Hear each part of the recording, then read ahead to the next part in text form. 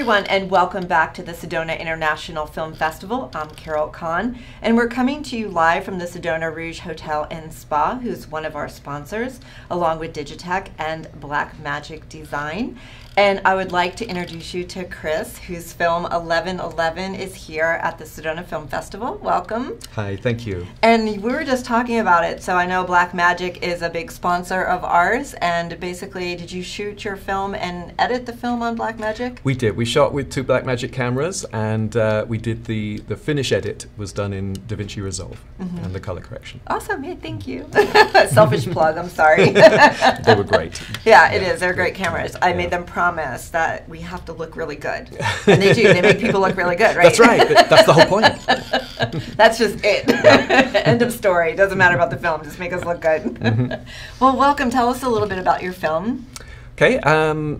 So it's set in Sedona, and it's a typical everyday story in Sedona about a tour guide who takes people to UFO sites and, of course, was abducted himself a while back and had sex with an alien at that time and never told his wife about it.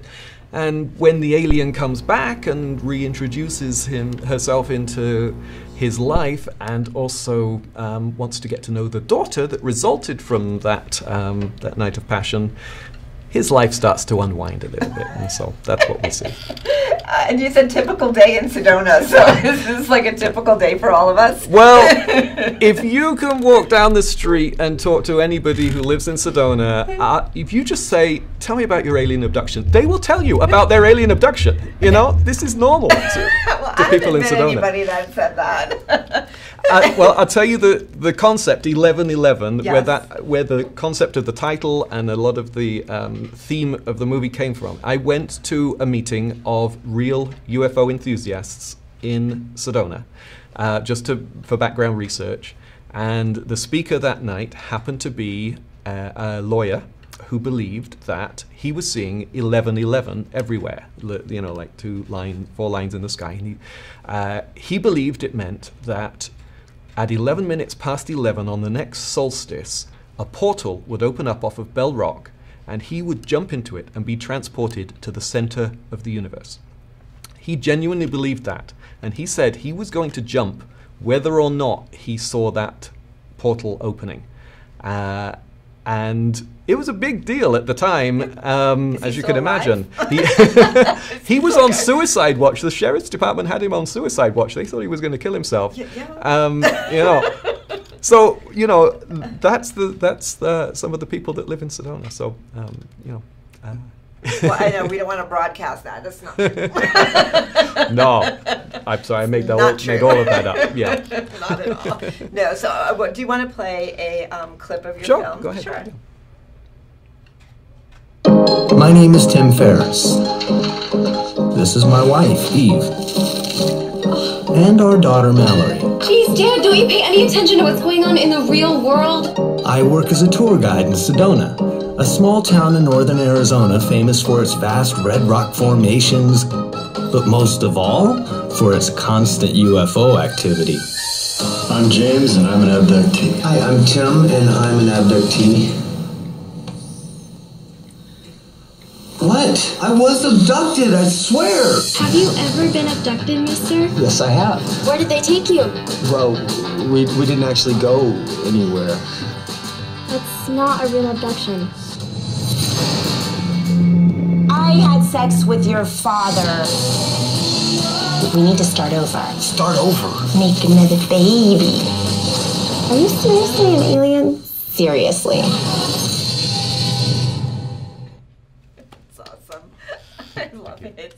And you actually starred in it? No. That is not me. I know, but you're wearing the outfit. That's where I was getting to. Yeah, I wore the costume today. But no, that was Charles Baker from Breaking Bad and Krista Allen. And I do have a tiny role in there. I played the voice of the computer on board the spaceship. So. That's awesome. So the premise basically came from Sedona, Yes. and you have a lot of local actors in here, correct? I know Rob Yes. Burnson is one that Rob that we Burnson is know in it. here very well. Absolutely, Amy Eden, and yeah, a lot of people from Sedona and also from Phoenix. Yes, yeah. And what's it like being in the theater playing this film in Sedona, using Sedona actors? You know, it was really amazing the other night. I was standing in the lobby before our screening, and just to hear people come in, people I didn't know, they would walk into the theater and say 11:11, which way? And I just thought, wow, that's something that, you know, I was involved with, and this is a big deal. So it was really quite special to just have that experience, and you know, we had a full theater on Monday night. And you know, a lot of the people were people who had worked on it, and they were seeing it for the first time. So yeah, it was a special screening. Awesome. What was their reactions? They liked it, I think. Yeah, I got very positive responses from it. So yeah, if they didn't like it, they kept it to themselves. Yeah. So this is not your first film in Sedona, correct? You've done 3 others? Right. We've had 3 shorts in the Sedona Film Festival in the past. Yeah, in past years. Yeah, all of them comedies. Mm-hmm. And what is your next project that you're working on? I have a romantic comedy that I've written that I'd like to make next. Yeah. Is that going to be set here in Sedona as well? No, that would probably be set in Phoenix. I think it needs a big town to make that story work. Mm-hmm. Yeah. And what is it like working in Sedona making films? You know, it's nice because it's unusual for people here. They like to support it. You know, if you go to some of the bigger cities, they can be a little bit tired of it. But in Sedona, everybody wants to be supported. Everybody wants to be involved. So it's really fun here. And I mean, it's obviously such a photogenic environment. It's a beautiful place to work. So Yeah, it was lovely filming here. So working in films, how long have you been doing this? Gosh, I think I did my first attempt at directing in 2003. So you're still kind of a newbie. Yeah, only 16 years. Yeah, that's new. That's a newbie. Yeah. I started acting and improvising before that, so I came from the acting side into the directing. So. You know, in talking with a lot of filmmakers, especially here at the film festival, this year especially, I see a lot of integrating of roles, probably more so than we have in the past. So there are people who are actually directing, they're in the films, they're writing it, and more involvement than I've seen in the past. Do you see that as well as far as the industry goes, or what's your take on that? Yeah, I don't really know as far as the industry, but you know, I also wrote this, so I definitely see that, and I wanted to act in it too. It was just proved to be too difficult to organize for me to be on camera as well as directing. So I ended up with just a little voiceover role. But you know, it's certainly tempting these days, where you know that now that technology is so available and so affordable, it's tempting to want to try and do so many parts of it. I was involved in the editing. I did some of the special effects. So, you know, yeah, I mean, there's so much now that we can do. You know, in the past that wouldn't have even been an option, and you know, even making it 20 years ago would not have been an option. There's no way we could have afforded it. But you know, technology now being what it is, you know, the world has opened up. And people you make it look so easy. You know what I'm saying? It's like, you know, Bradley Cooper, for instance, directed, was in the, you know, people are in it and it makes it look so easy, but nobody really understands the work that actually goes into it. Right. Yeah.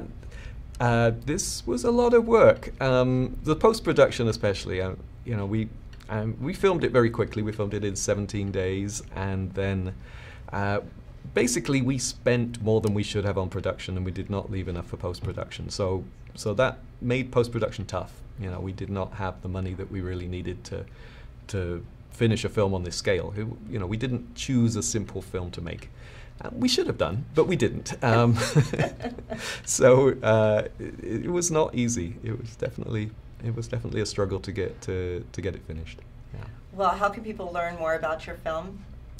We're very active on social media. We're on Facebook, 1111 Movie, and same on Twitter. We have a website, 1111movie.com. So we're out there in the digital world.